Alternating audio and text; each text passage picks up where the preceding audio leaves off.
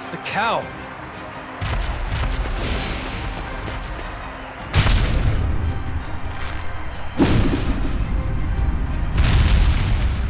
Most long-running series go one of two ways. Either they tell a continuous tale that's best appreciated from beginning to end, or they're composed of separate stories that have almost nothing to do with each other. However, Ys 9 Monstrum Nox manages to walk the line between both extremes, continuing the adventures of Adol Christen without requiring you to catch up on his past.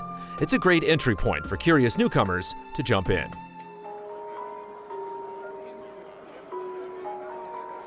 We finally made it to Balduke, the prison city. Ys 9 begins with a prison break. Adol's escapades have attracted unwanted attention from the authorities, who promptly lock him up when he arrives at the gates of Balduke. As he makes his escape through abandoned tunnels, a mysterious woman intercepts him and transforms him into a monstrum, essentially a cursed superhero. He's able to shift forms into a warrior with supernatural abilities, but he's also magically restricted from leaving town. Together with the other monstrums recruited before him, he's tasked with protecting the city from creatures living in a shadowy dimension just beyond the material world.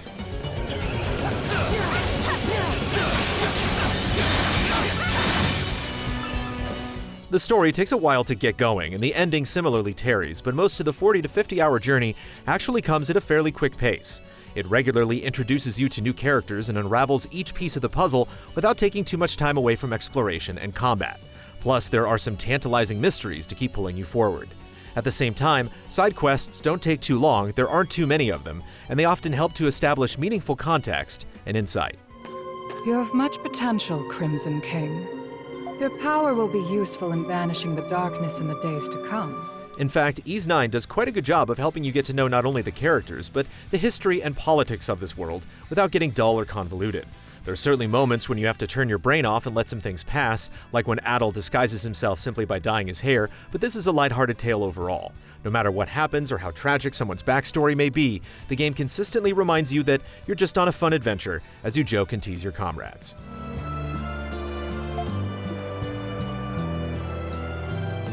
Ys 9 progresses through a chapter-based structure that distinctly separates each episode of the story. After getting an introduction to the next plot point, you get the chance to explore new areas, shop for new equipment, and tackle new side quests posted on the bulletin board of the Dandelion, a bar which doubles as a hideout for the monstrums and their collaborators. While it's certainly a bit rigid, this setup gives you ample time to get to know each of the main characters, a number of side characters, and even many of the minor players around town. In each new chapter, people throughout the city update what they have to say to fit current events, keeping Balduke feeling active and alive.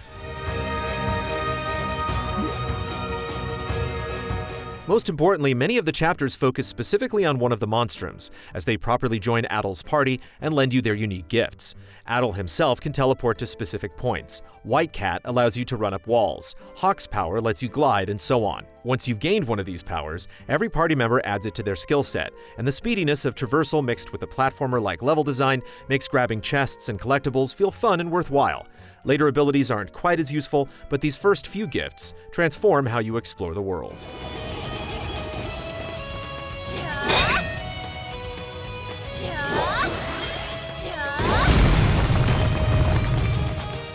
Fast travel is also very handy and lets you bounce around in a snap, particularly when paired with the PS5's quick load times.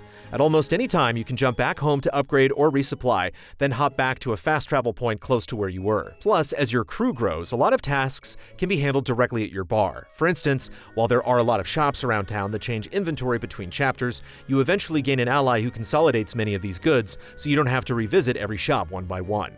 And this is just one of many ways that Ys 9 streamlines its systems to save you time.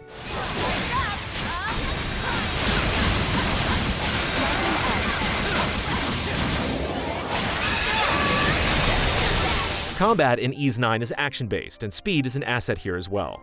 Basic attacks fill gauges that allow you to unleash skills and ultimates, and as each character levels up, you unlock new skills that you can map to the face buttons as you prefer.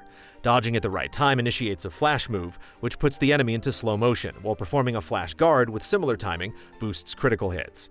You can also break enemy shields by charging attacks once you get Raging Bull in your party.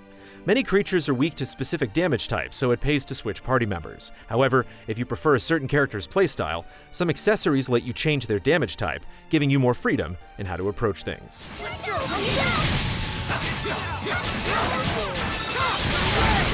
While you do encounter a fair number of creatures and fields and dungeons, the Monstrum's main task is to defend the city against the Grimwalled Nox, a shadowy dimension that spawns creatures born of human enmity. Battling in the Grimwalled Nox is a key part of the story, but it's also how you open the barriers that prevent you from accessing new sections of town. In practice, these segments play out like a fast-paced horde mode.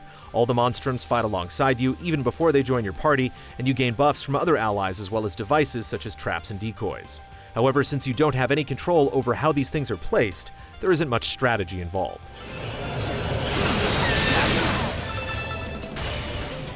Most of the Nox challenges simply have you fend off waves of enemies, protecting your crystal at the center, but others have you smash pink gems scattered around the map until you find and destroy them all. In either case, once your mission is complete, you're ranked and rewarded based on performance, and if you're unsatisfied with the results, you can chat with an associate to retry past challenges. Fighting in the Nox comprises some of the game's most frantic scenarios, not because of raw difficulty, but simply due to the sheer number of enemies that spawn at any given time and the desire to hit those coveted S ranks.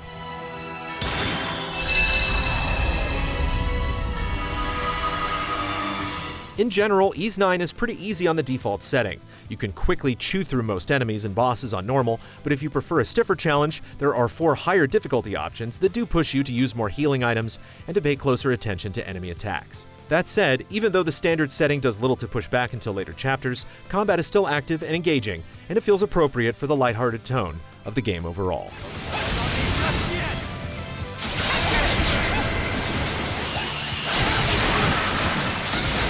Ys 9 is clearly made on a lower budget with textures and details that feel outdated for a PS4 title, but it does perform well without frustrating hiccups, bugs, or other distracting anomalies. From a less technical standpoint, the prison setting does result in spending a lot of time in drab dungeons and caves that aren't much to look at. Not every line of dialogue is spoken, but there's still a lot of voice work throughout, bringing each of these personalities to life.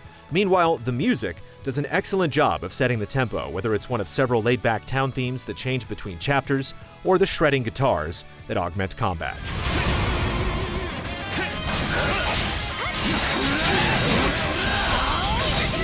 Ys 9 Monstrum Nox doesn't amaze with branching storylines or groundbreaking visuals, but so much of its design, from smart shortcuts to platforming-based exploration, helps it to feel fast and light on its feet. Getting to know this world serves as a strong invitation to go back to past games, yet it doesn't make you feel like a loser if you don't. It's RPG comfort food that lets you relax and have fun, without getting in its own way. Monstrums, the time is nigh.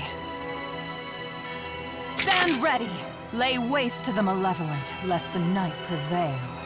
As the sentinel between the dark and light, I, Aprilis, herald the fall of this dusk. Final score, 7.5 out of 10.